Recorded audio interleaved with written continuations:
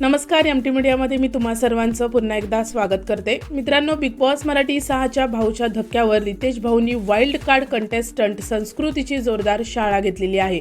आजचा एपिसोड संपल्यानंतर उद्याच्या भाऊच्या धक्क्याचा प्रोमो समोर आलेला आहे आणि या प्रोमोमध्ये रितेश भाऊ संस्कृतीला खडेबोल सुनावताना दिसत आहेत। रितेश भाऊ बोलताना दिसत आहेत की विशालने तुमची चावी घेतल्यानंतर ती परत मिळवण्यासाठी तुम्ही जे काही करत होतात, तुमची पकडापकडी सुरू होती, त्यानंतर तुम्ही विशालच्या कानाजवळ काहीतरी वाजवत होता, त्यानंतर तुम्ही मुठभर पाणी विशालच्या अंगावर टाकलं।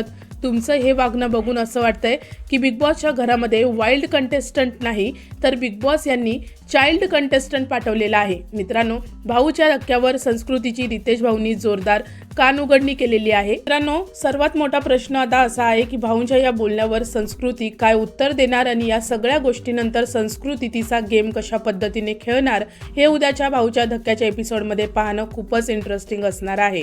मित्रांनो, तुम्हाला काय वाटतं संस्कृतीबद्दल?